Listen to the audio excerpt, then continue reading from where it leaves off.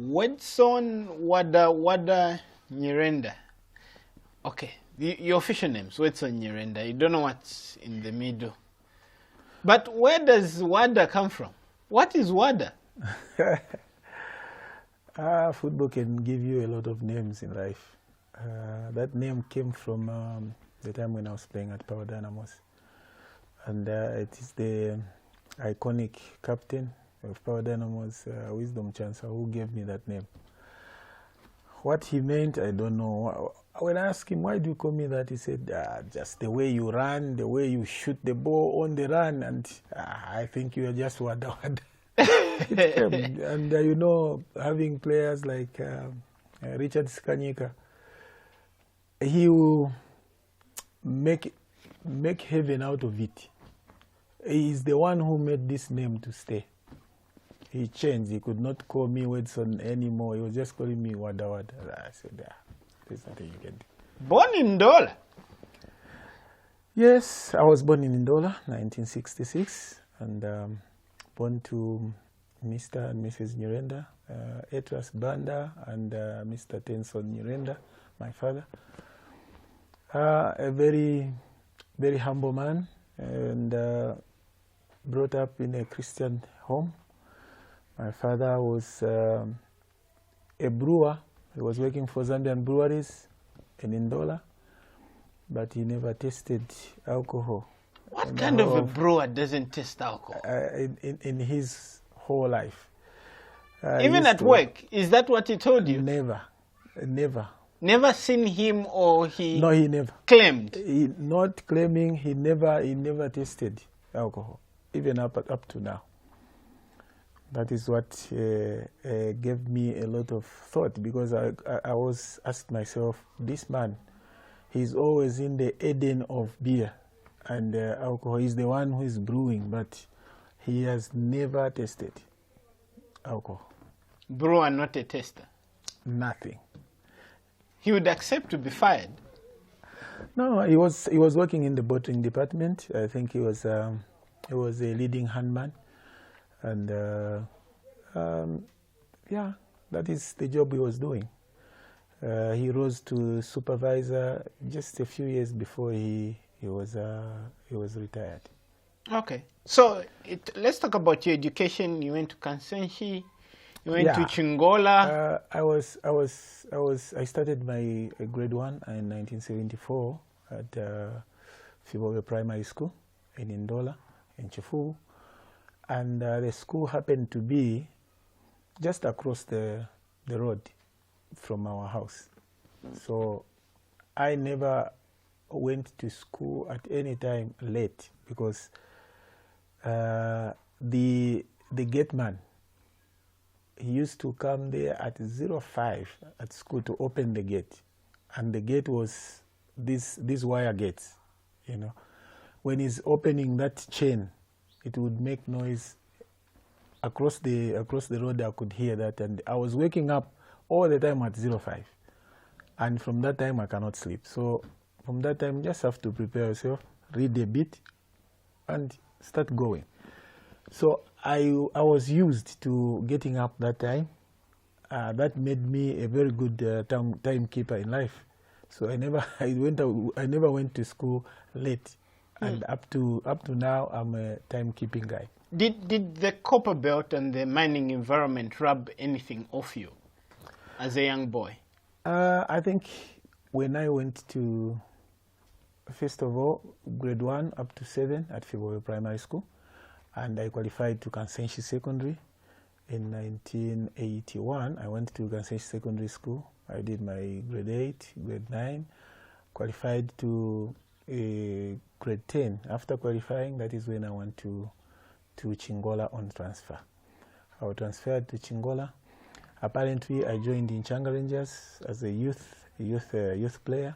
And when they wanted to give me the accommodation where we were staying, the camp house, I just mentioned to them that I think I have my older brother here, so there is no need for me to be staying in the camp house. So most of the people did not even know that Stone was my elder brother. So until I moved, I started staying with my brother. to be more responsible, because I thought if I am more independent in that camp house, I think I may be wayward. So I went and I stayed with my brother and my sister-in-law. They took care of me very well. Unfortunately, it was just a few years, because I was there in 1985. That is when I joined them. 85, 86. My brother left in 87. He went to Belgium. And I was left alone there. And that is the time when I accepted to be given a quota. They gave me the graduate quota somewhere in 3rd Street. I was staying there. From home, go to school. From school, go to training. Home, school, training. What was Mr. Tenson Nyirenda's opinion about his children or his son going to live alone? No, I think at the end of it all, Dad understood, and he gave his blessing.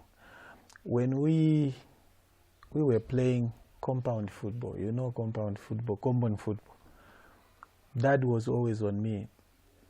You could be hard on me. No, you are not going to do this. Leave your brother to play football. You have to go with education. I said, Daddy, I'll try to balance. He was on me and he was mad. So at one time, we were playing, because Saturdays we were always packed at a certain ground called Mtambala in Chifu. It was packed from 07, there are games, up to 18 hours. The game ends, another game starts. Game ends, another game starts. So there were teams, many teams in Chifubu which were playing there. So that day, his friends told him, you have never watched your son play. Then Daddy said, no, I've watched my son play. He said, which one? You are talking about the firstborn, Stone. You haven't seen the young one. They said, if you see your young son, you will be shocked. My dad said, no, not that one. That one is for school, not football. So that day he was forced. They told him, just sneak in, come and watch. He came, and when he watched me, he was just shocked. When I went back home, he said, so you are always running away from here. You say you are going to see your uncle. You go to play football. I thought he was going to beat bring me. down the wrath of God on you. And then he was quiet. He said, okay, after seeing you playing today, I think there's something in you.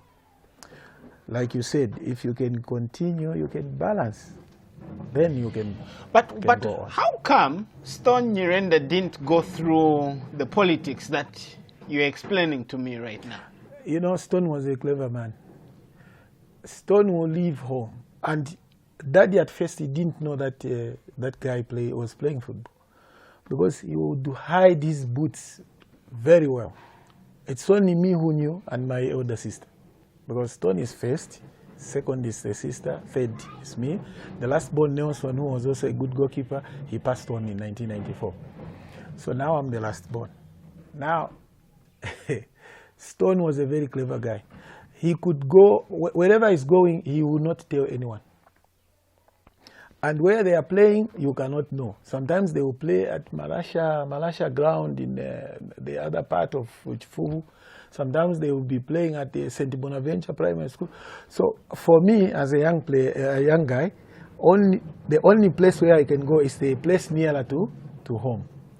So, Stone Nyirenda was a very sneaky character. Very sneaky, like he was at the top. Oh, what made him sneaky? How strict Dad was, or just naturally? Yeah, you even wonder if you've got the same blood running in your veins. Dad was so strict, and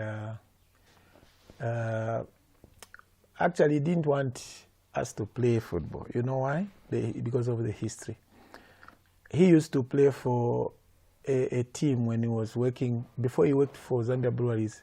When he came from back home from the village to come to town, he was working as a servant in a white man's house in Kansenshi, there near hospital in Kariba Road. So that German man, those are the people who brought Zambian breweries in Ndola. So he was working for him at his home as a servant from the village. They made a team called Kansenji 11. Kansenji 11, they were playing at Kansenji Secondary School during their free time. So he broke his leg, and at that time, he vowed, my son cannot play football, just because of his injury. So that is why I think he was too strict. He didn't want us to go through that. What was Mrs. Nyirenda's opinion? I'm just thinking, when it comes to power play, I'm sure you could run to mom and cry to mom and say, look, but you know, look at your husband. You can cry. Mothers are on the softer part. She will say, okay, I will see what I will do. But you know, when the head has just said, no, it is no. He was a dictator. Not a dictator as such, but all he wanted was school. We tried. I tried to be in balance with school, education, and football. My brother went as far as Form 3, and he said, it is enough for me. I'll follow my path. This education is wasting my time. He went on with football until now he's a football man. Wedson Nyirenda was getting odd. How does his son say that I'm done with school at Form 3? Yeah, I think Stoney also was also a stubborn man. He just told Dad, I think let me not waste time with this. My Form 3 is enough for me. So Dad was mad. You know, sometimes as parents, you can be mad as you can. But there comes a time when he just gave up. When he saw him now playing at club level, when he started playing with a certain team called Bauk Carriers, an amateur team, Bauk Carriers in Ndola. You know, we had a lot of industries in Zambia, in Ndola. So he played for that team for not even a season. And then he was taken by, I think, Ndeke Eagles. He played for Ndeke Eagles, a team for Zambia Airways, the defunct Zambia Airways at that time.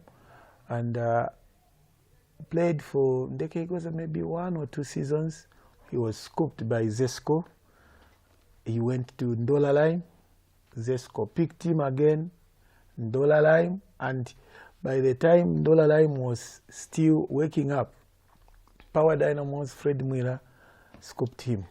And at that point, I'm sure after seeing what Big Brother Stone was able to do, now you said, I can actually stand up to this man now. Yeah, now I started, because the man would say, hey, on Saturdays he would say, I want to finish whatever I'm doing quickly. Or when he goes for work for overtime on Saturdays, he will come out before lunch. He will come out of work, go at Chifubu ground, Chifubu Stadium, when Zesco was playing home, and he will be there early just to come and see his son.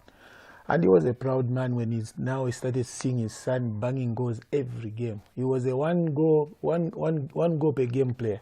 He would brag about his children, I'm sure. He was a quiet Not at man. the beer hall. He was a quiet man. He would just sneak out and go home, and he would just be hearing this pampering on him from his friends. Your son, and they will be like, no, it is working. Happy man. Yeah. Okay, so let's fast forward. You went to Nchanga Rangers. Young man, teenager. Yeah, I went to Nchanga when I was 18, and I played the first tournament of the first ever Coca-Cola Cup, Youth Coca-Cola Cup tournament with Nchanga. We beat Mufulira Wanderers. We beat a team. First we started with a Livingstone team. I think it was Pirates. We beat them. Then we played Mufulira Wanderers. We beat them. Then in the final, again we played Mighty Mufulira Wanderers in the final at Independence Stadium, and we won the cup. But the cup was revoked from us because somebody claimed that I was overage. You personally? Me, I was overage, but 18 years old, and I was turning 19 on the 23rd of November. So I was 18 at the time that I was playing. Tell me something. Are you trying to suggest to me that you are the only person in that era that did not tamper with their age? No, Footballers. I've never tried to change my years, and I think it has played an advantage to my life. When was the first time you met this little devil called age cheating and really changing? Because if you're saying you are a victim of this. You know, I came to see the seriousness about it when I started coaching. That is when I saw the seriousness about age cheating. In your generation, you didn't cheat. Is that what you're trying to suggest? I did not cheat. I did not know others were cheating. There were players that I saw who could change years. But you see, you cannot run away with it. You see from the way they dwindle in terms of performance as you go on. You can see the same age player with you. You will go on and on and on. Your reputation must have been really hit hard. What it was it was not blamed on me. It was blamed on the club.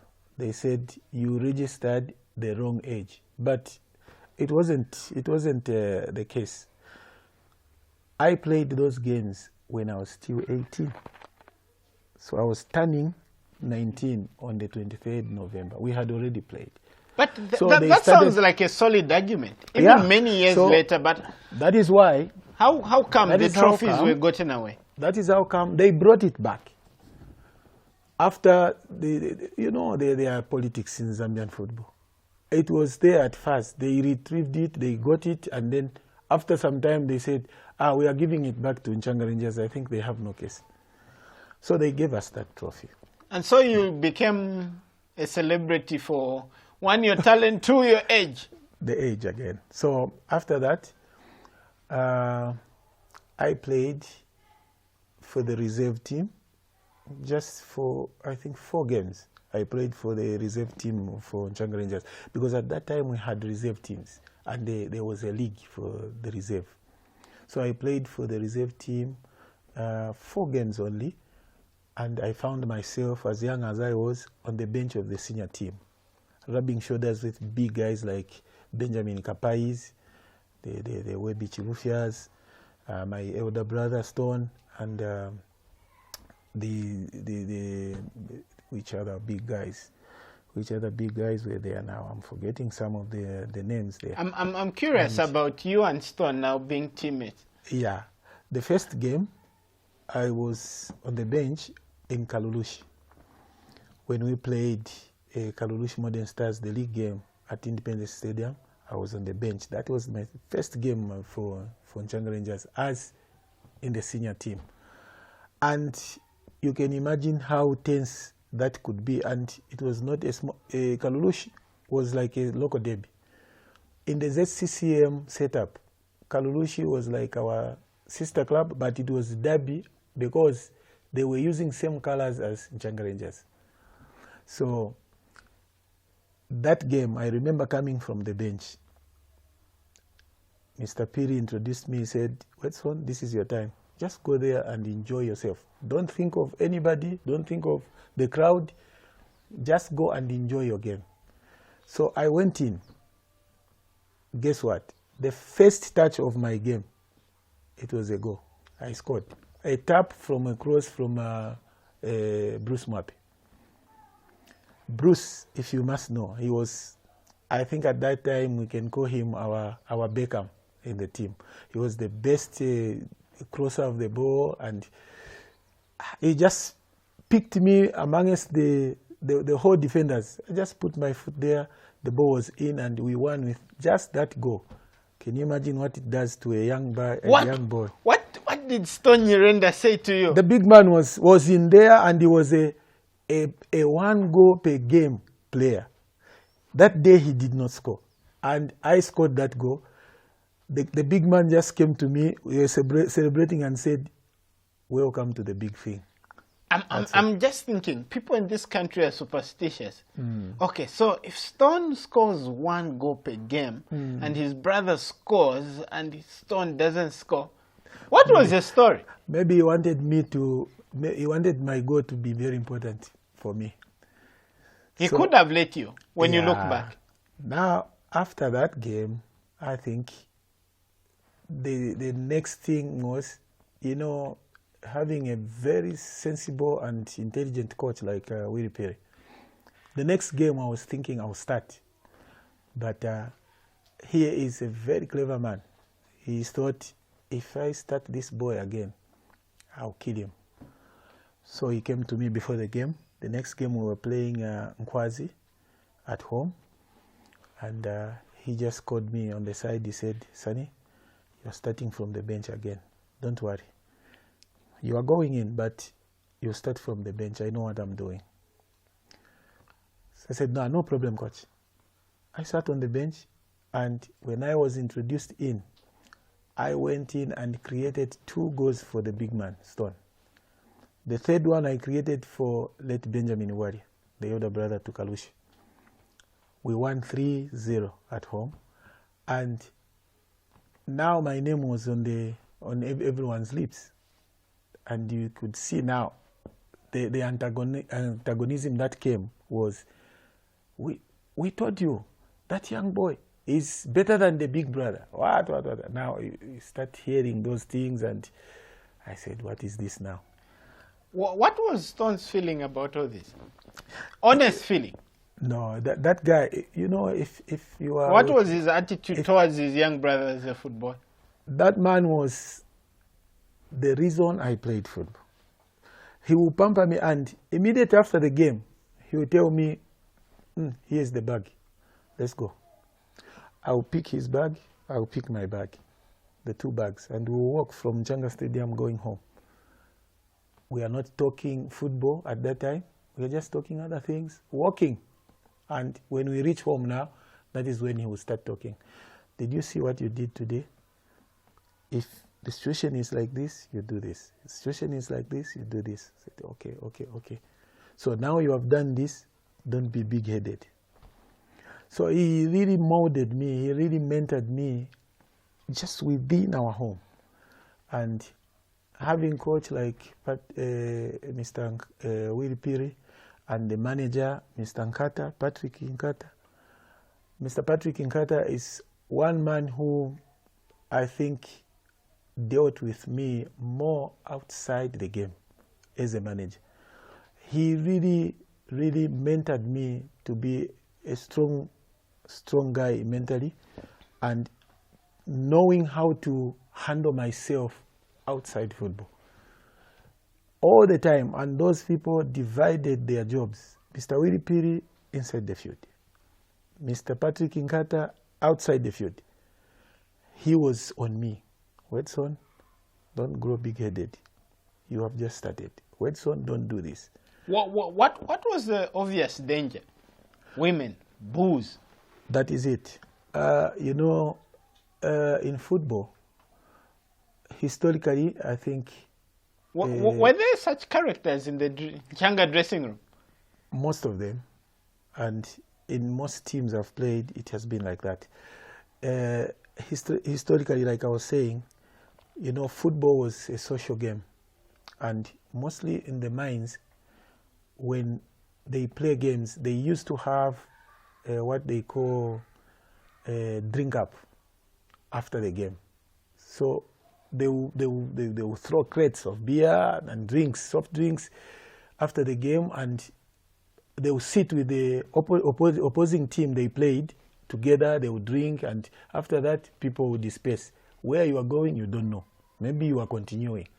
So after that, we became professional football players in 1990. After we started playing professional football, this thing has continued.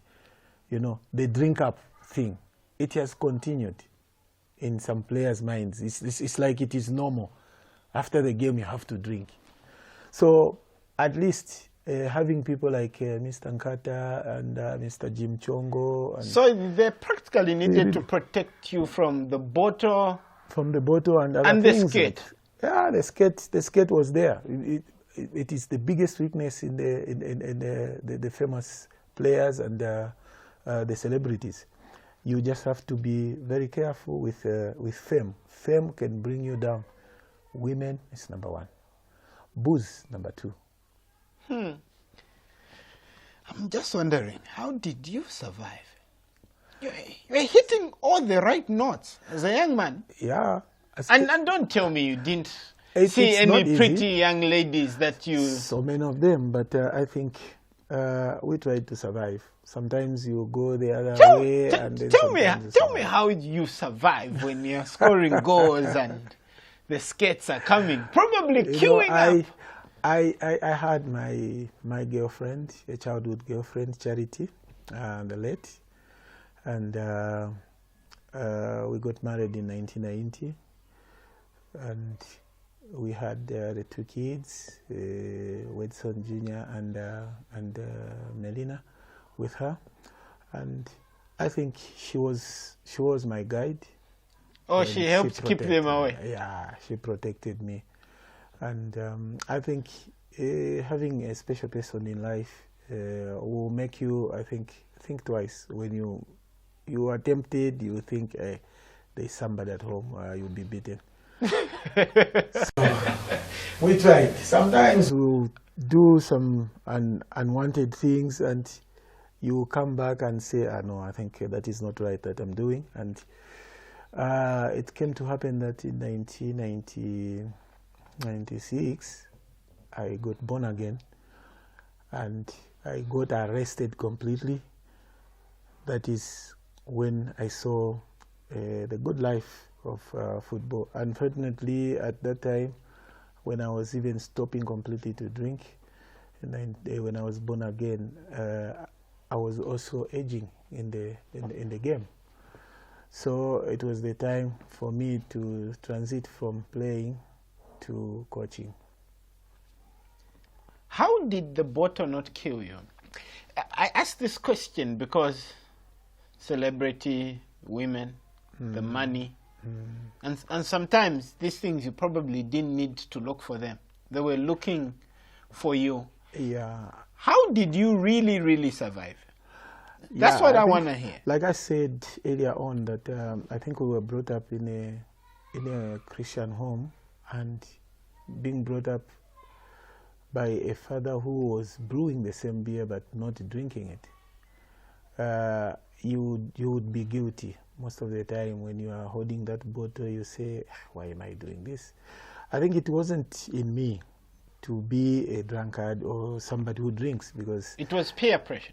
Yeah, just peer pressure. And you see, this thing like we call teamwork, when you are together, like I said, it was social football before, and then even at club, when we became pros, we were drinking, and they will give you the free beer from the club after the game. So it was like normal, you see. But when I drink, I was a person who was not feeling well in the aftermath. I would not eat the whole day after.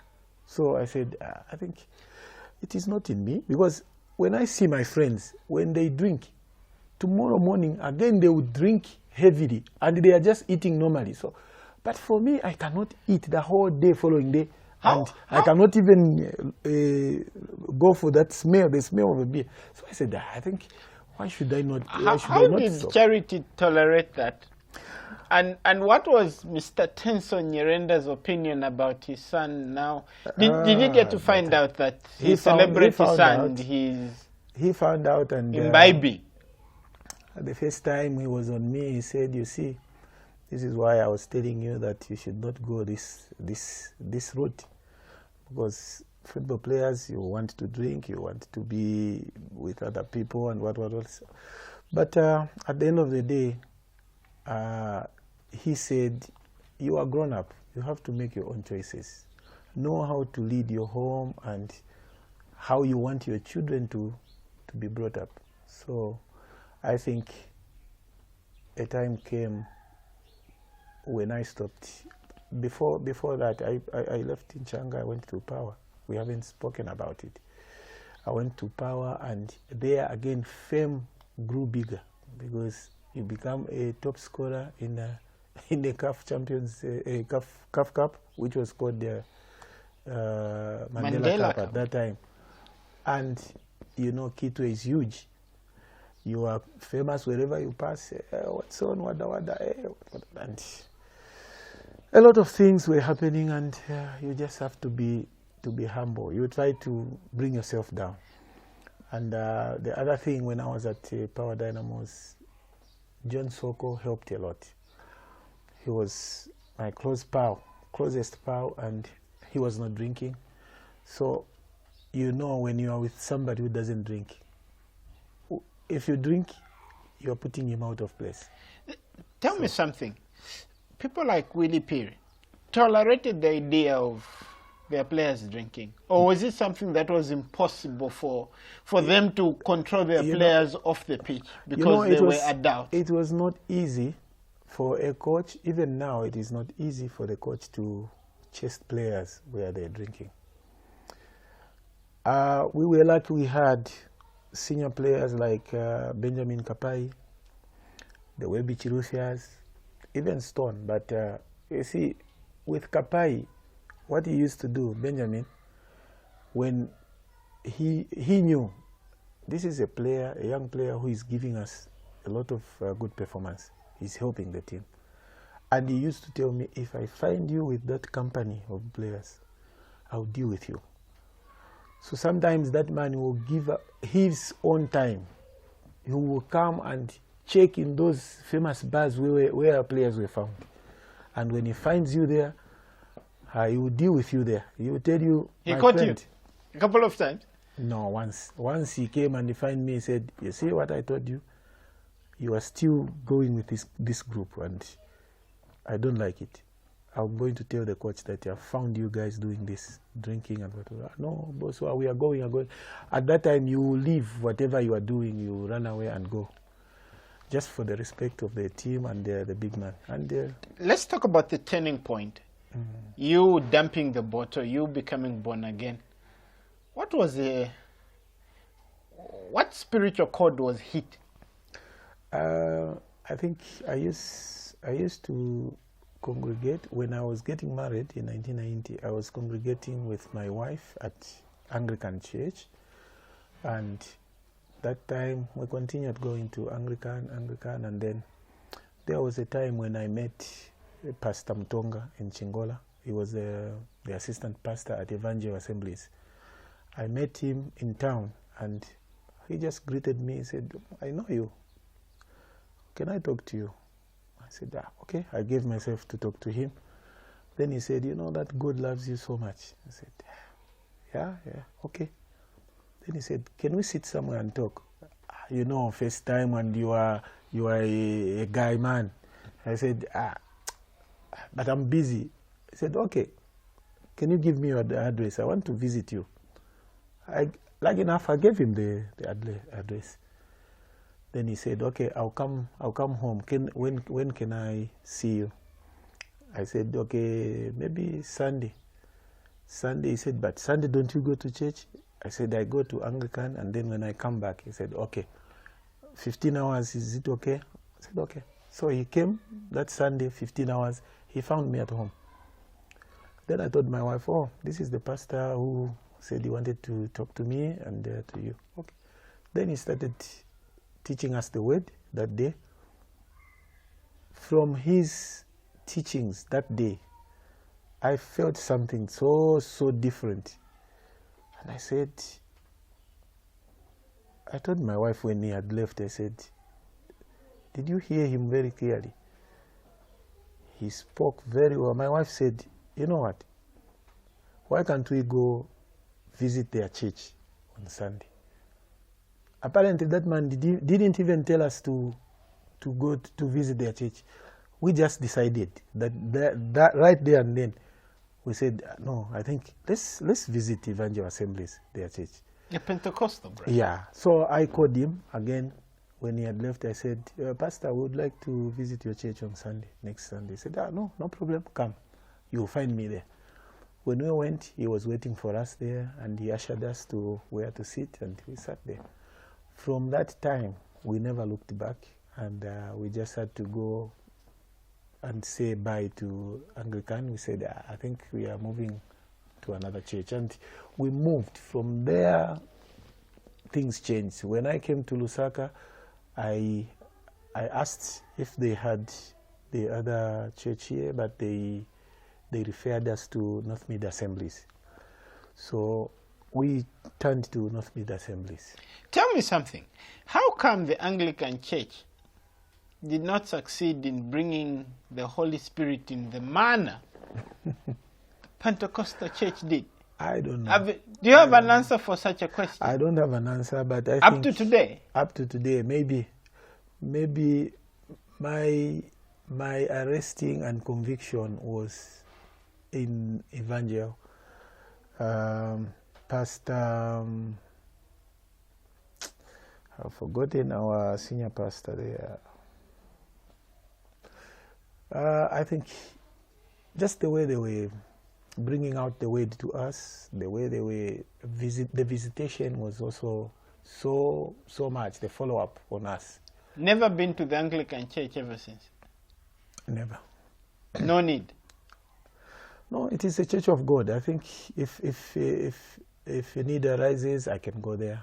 If I find an Anglican church where I need to go into church quickly, I have to go there. You make it sound like they were wasting your time spiritually.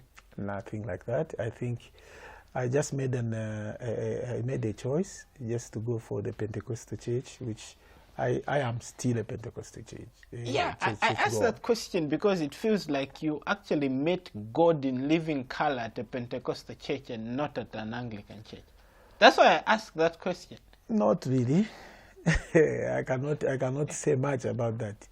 There was something that the Anglican church was not doing right. Maybe I was not convicted there. But at that time when I went to Evangel, I think I was convicted by the Spirit. Then you called yourself born again? I was born again, and I got baptized in there. And from there, I think my Christian life changed. Let's talk about your time at Power 90. Yeah. How did the move all happen? Apparently, Fred Mueller and Alex Chola, with a certain gentleman, I don't know if he was the General Secretary, Mr. Mukuka. I have never seen him after a long time. Mr. Mukuka at Power, they were on me. In 1990, when I was top scholar, and when I scored also top scholar at the Sadiq Cup in Mozambique, they were on me because they wanted to build a strong team to come and win the 1991 championship, African championship. So they were building a stronger team. Now, Freddie could come with Alex and Mr. Mukuka, and they would come in the evening. They talked to me, but I could tell them, okay, I'll come. They were hiding. Yeah, they came in at that time. In the dark of the night. You know, at that time, there was something which was called poaching, player poaching. So when you go to talk to a player, in the daytime, you'll be lynched by the supporters. And sometimes, just knowing this is the coach from Power Dynamos, he has come from Kitwe, he's in Chingola, everyone will be on alert. Which players have they come for? Who do they want? So mostly they will come when it is dark. They will call me, okay, we are coming, but we are coming around 19 hours. So he will come, and then we will come sit in my house, and they will talk. Oh, this is what we want, blah, blah, blah. They would, and those guys, they knew what they wanted. When they go back, after 2 weeks, 3 weeks, they will come again, follow up. We are talking, just talking football. You see, you are playing well, and if you bring that your game into our team, playing alongside Wisdom, and Linus, Agri, you see, if we have you there, we are going to win this African thing. I said, okay, I'll come. No, we want you now. I said, no. So at that time... Where did you get the bravery to have meetings that could get people killed? Literally. No, it is them who were looking for me. So And you let them into your home. Yeah, they just have to come in because you cannot talk outside. You never know who's looking. Because, you know, at that time, we used to have very passionate supporters. A supporter who will give him his time. When you are a key player at the club, you will find that there are supporters who will give themselves to be like neighborhood watch. There will be somebody who will be malingering around the area where you stay, just to see your moves. If somebody else is coming there, they don't want you to be harmed. Imagine. So this is the type of football that we used to experience. And at a time in January, they started that a year before, in 1990. They started in 1990. 1991, we started before we started the league, they took me. They packed everything and we went to Kitwe. Before we could know it, I went into camp. I think I was in Lusaka in camp with the national team. Everything was packed again by the Nchanga people without me there. They abandoned my wife also into a car, took everything back to Nchanga. Then they called me, this is what is happening. I said, what is happening now? So I went from camp. I was excused to go back to Chingola. First went to Kitwe. What has happened? No, these people came and picked you. What? I said, okay, it is me they want. They cannot pick my family without me. Me, I've said I'm coming here. So, okay, I'll see what I'll do. Then I went to Chingola. I stayed, I think, 1 week there, convincing people, let me go. Until they said, okay, I think his heart is not here. Then I called them, come and pick us. I've told these people, they came. But how did they come? At night? They came at 13 hours. They came with hefty bouncers. We packed things and we started off. Where were the supporters? I'm sure word in to town went around that they've come to get him. They were tired. I think they just said, okay, let him go. He's not going to give us anything. Then I went to Power, 1991, August.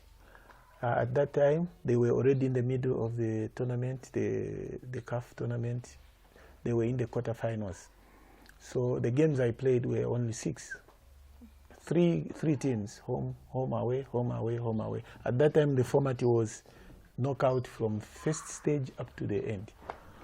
So we played the first game. It was BCC,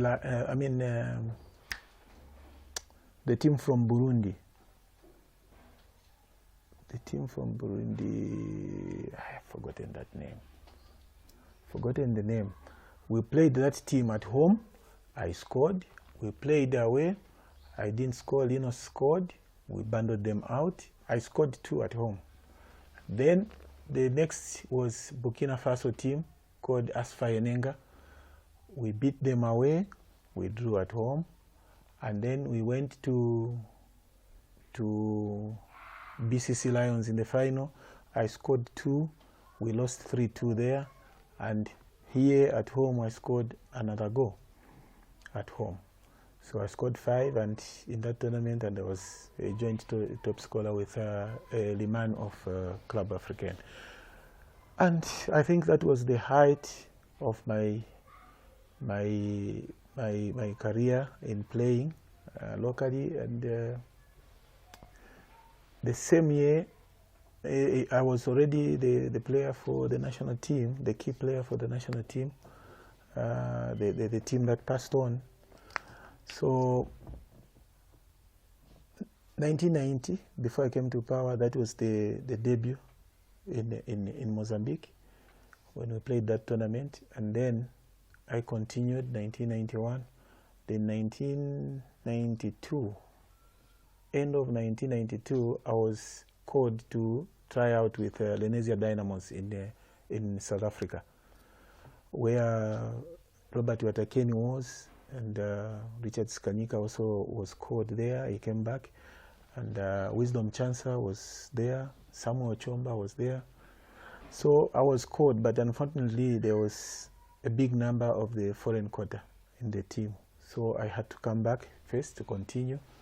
I was supposed to join them the following season. Now, before they could come, Kaizer Chiefs had already done the scouting about me in the CAF games. So they called the coach, Fred Mueller. Freddie being best friends with Mr. Mtaun, they played together at Atlanta Chiefs, and he called him and said, I need that your player. And he said, okay, I'll give the player to you. Then I left for Chiefs, I think end of 1993. And before that, there was something that happened at Power that we have to talk about. In 1992, after winning 1991 CAF, we won the league and the CAF Cup against BCC Lions of Nigeria. Yeah, so we were to defend the cup the following year, 1992. And before we started the defense of that cup, we were addressed by the officials of Power Dynamos to say we need to save some money from this trip in Botswana, because our first game of defense was against Mochudi Center Chiefs of Botswana. So they said we should go by road and save some money from air tickets and whatever, and when we come back, we are going to increase some allowances for you.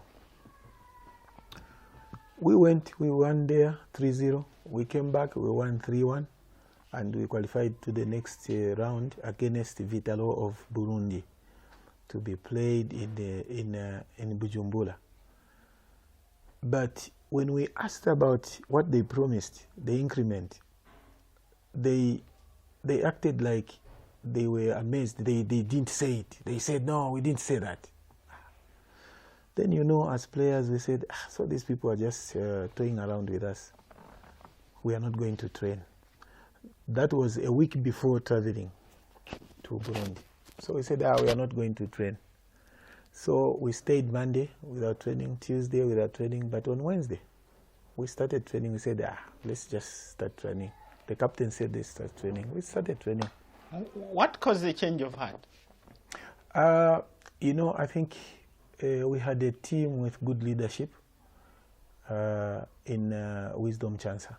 You know, we respected the man highly, and when Wisdom says something, everyone will be mute, and we say, okay, the big man has spoken. Is he the man who actually suggested to say, gentlemen, can't train? At that time, we said, we called him. We called him into the dressing room, senior players, and then we said, big man, I think enough is enough. These people said this and this. They said, what do you want to do? Let's go ahead and train. He encouraged us to train, but he saw that the mood was not there, and everyone was set with what we were saying. So he said, okay, if that is what you think is right, then I'm the captain. I'll go for it, because I am leading you guys. Let's go. Let's go for it. Okay. So we said we are not going to train. We are not going to train. He was on top of us. He was the boss, and he said, guys, you have said this. I don't want to hear anything until every one of us, we have the same consensus. But when we went into that boycott, the second day, the coach, Alex Chola, brought a sheet, and he said, if you are continuing with this strike of yours, put your name there and sign. So all the senior players, we signed. But after, I think that, we just came to find out that our friends Agre, Webby, and Simon Mansa, those were part of the integral group of the senior players. They had rescinded their decision, and they've taken their names out of the list. Hence, them remaining on the on the list of the players that were playing. So when the following day, Thursday, after we trained, Thursday, after training in the morning, one of our players was in town, around 11, 12, somewhere there. And he met Exilda Siame, the then Times reporter, Times of Zambia reporter. She interviewed him, and our friend said, we are going, but we have started training, the strike is over, and we are going to Burundi, but I think we are going there just as tourists. You see, just that joke. She put that in the headline, Power Dynamos are training, but they will go as tourists. So the officials called the meeting. So you people, you said you are training, but you are going there just to tourists. Yeah. So we said, no, we are training. The coach asked the coach. The coach said, no, the guys are training. They are serious. Okay. You know, I'm curious. What did you feel? Those senior players that went behind the back of the other senior players to actually say we're not part of this? As usual. What was your relationship with them then and probably now? No, I think at that time everyone complained. I think they said, but these guys, they said this. But the good thing is Agre came out in the open to us. He came, he said, guys, I think for me, I've just pulled out. I'm not going further. But the other two guys, they didn't even say anything. We just saw them. They had just pulled out. Did someone talk to them privately and maybe suggest to find out who the troublemakers were in a bid to deal with the troublemakers? We never know. And, you know, most of the guys these guys, they've betrayed us, they've done what.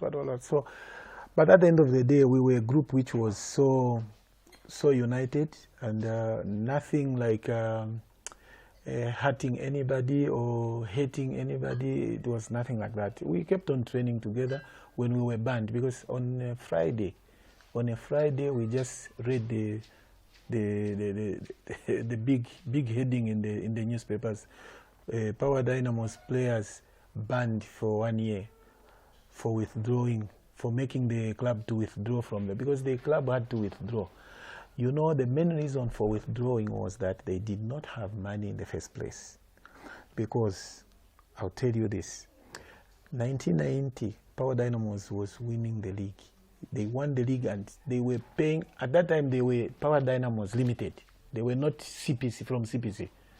At that time they had broken a separate away from company. Separate entity, yes. So the monies they had, they did all the paying of the allowances, because the team was winning. 1990 was winning, and they won a lot of trophies. The following season, 1991, we won the league and we won the CAF, and you can imagine traveling from first game up to the final. You are traveling and you are spending a lot of money. No wonder they had to ask us to go by road to Botswana when we had finished that year. It is because the monies were not there, and they were looking for a reason to do what? To withdraw. So they saw, these boys are saying they are going as tourists. Let's just withdraw. They withdrew. With hindsight, do you feel they actually set you up to make it look like it was the players fought and not them not having the cash? I would say it was very unjust, and it was very unfair on us, because I think if they had come up, the first, you could see, they contemplated going with the Buffalo plane. They said it is cheaper. You see, that same Buffalo plane that eventually following year, it killed the team that has gone. So we said we are not going with this Buffalo plane. Never. So they changed. Okay, forget about that Buffalo plane.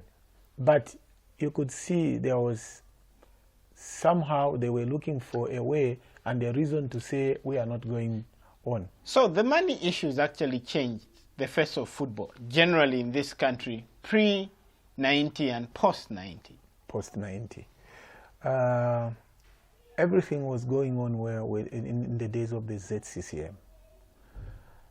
During that time, I think, if you can attest with me, if you have pictures of the Watson Stadium where we were training when I was at Inchanga, the Mfulira Sports Club, Sports Center, the Luansha Rec. If you look at those facilities at that time and look at them now, that will give you the clear picture that after ZCCM went, it went with everything.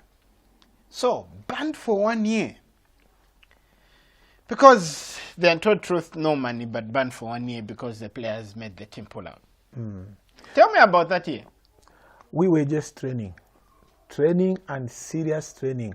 We were made and getting paid. We were paid monthly, but no winning bonuses because we made another team. They made another team at Power, consisting of the youngsters now, the youngsters who were also campaigning in that senior team, like Kenan Simambe, Douglas Mwamba, Sande Kalungas. Those are the players who remained. Now they built the Sheikhs Chipoyas. They made a big team, which were guided by Agre and Webi Chirufia and Simon Mwansa. Those are the senior players who remained because they were not on that list. So they guided that team very well, and we retained the league again that season. But what came after that was that 1992 season, we were not playing. We were just training. So when we were starting 1993 season, we started the pre-season there, and that is the time when the national team was also preparing for the Africa Cup, World Cup qualifications. So at that time, when they caught the team, I was left out. Linus was left out. Those of us who were banned in 1992 from Power Dynamos, they only called John Soko. At that time, he left that same season to join Nkana. And Wisdom Chancer, he was in South Africa at that time, and Robert Wetakeni was in South Africa, and this, what is this one? Winter Mumba, he relocated to Nkana. So Winter, they called to the national team, but me and the Linus and Agri, they said the match fitness. For me, they said that the Linus match fitness is not okay. Did you, at that point, did you consider, say, I think Power Dynamos is not doing me good. Doing me good in this situation? What made you actually stay that year? I'm sure many suitors, sure even our friends in Usakile, would have loved to prize you away from Power Dynamo. In fact, when they came for John, because they knew we were so close with John, we were like twins. Wherever John is, I was. So when they came for John, they even came for me. But I said, I think I'm not going for Nkana. This time I'm not going for Nkana. Why didn't you want to cross to Usakile? I think I didn't just want to be I'm just following the wind, because they had taken Winter, they had taken John, and I think Pearson Mwanza was also there, and so I thought it would be just too much. Let me just stay at Power. I loved Power Dynamos. Was it unthinkable for someone to turn from yellow to red? Or vice versa in that time? It was so difficult at that time. It is just like it is in South Africa. Crossing from Pirates to Chiefs is very difficult. That derby rival is always there. And it was very difficult for me to move. At least nowadays it's being light. It is becoming lighter. But I think I just said, no, I think I'm not moving. They probably offered you more money. Yeah, they did. But also there was also overtures of the South African stint on the cards, and there was a French connection which came at Power. So I was thinking, if I move to Nkana, I'll miss the opportunity. That opportunity where there is connection with Power Dynamos and that French team, maybe it will be cut. So I had to stay on. Tell me something. What character did you need to have playing for the yellow team and there's the red team on the other side of the road? What did it really mean in your time? You know, it was a game of wits. It was a game of hard work. And it was about the bragging rights of the city. And you see, playing that team, which was star-studded, Power Dynamos, and we were also star-studded, and it was total war. You forget about each other during that 90 minutes. No friendship. Immediately after the game, you cannot believe how close we were, the Nkana players and us, of that, at least that era. The Aston Mulengas this side and us on the other side. The Gentiles this side, we have this side the John Sokos. That side, the Ruben Sakalas, and star-studded team. And when you meet, it is total war. Immediately after the game, it is finished. But out there, the fans are still fighting. 2 weeks prior to that game, you go to Kitwe. That is when you know there is football happening in Zambia. 2 weeks before the game, you see people wearing red. You see people wearing the yellow, other yellow. People will be fighting, talking. You see the arguments in town, like a bunch of people talking in the streets. And then you say, these people are fighting because of me going to play on that day. So you just have to be very aware of what is happening to you and other people before the game.